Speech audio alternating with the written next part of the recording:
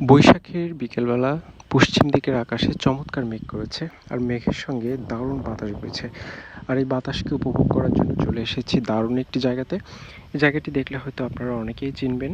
এটি বাগেরহাটের হজরত খান জাহান রহমতুল্লাহি আলাইহের মাজার প্রাঙ্গণের যে দিঘিটি রয়েছে সেই দিঘিটি। এখানে চমৎকার বাতাস হচ্ছে। এই গরমের মধ্যে একটু প্রশান্তির জন্য এখানে আসা হয়। আমার মতো আরও অনেকেই এখানে এসেছে, যারা এখানে সৌন্দর্য উপভোগ করছে এবং গরমে এই বাতাস উপভোগ করছে। তো আমি এসে এখানের দিঘির সিঁড়িতে বসেছি এবং আশপাশের দৃশ্য উপভোগ করছি। আরও যারা এসেছে তারাও এখানে বসে বাতাস উপভোগ করছে।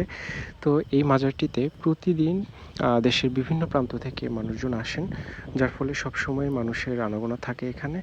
আর আমার সঙ্গে গিয়েছিলেন সোহাগ ভাই, তিনি ফটোগ্রাফি করছিলেন। তার ফটোগ্রাফি দেখছিলাম। মূলত এই যে বাতাসে বিভিন্ন যে গাছের যে ফুলগুলো রয়েছে, এখানে কৃষ্ণচূড়া গাছ রয়েছে, সেই কৃষ্ণচূড়ার ফুলের ছবি তুলছিলেন সোহাগ ভাই। তার হাতে চমৎকার একটা ক্যামেরা। তো আমি এখানে বসে বসে ছাগলের সঙ্গে খেলা করছিলাম এবং দেখছিলাম এখানের ছাগলগুলো কতটা চালাক।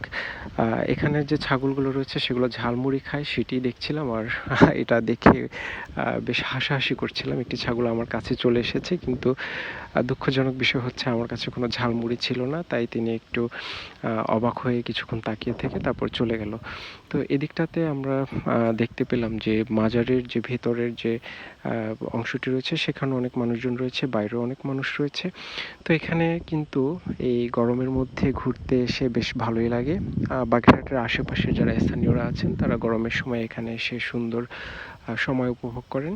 এবং বাইরে থেকেও অনেক মানুষজন আসেন, যারা এখানে আসেন তারা সবসময় পজিটিভ রিভিউটাই দেওয়ার চেষ্টা করেন।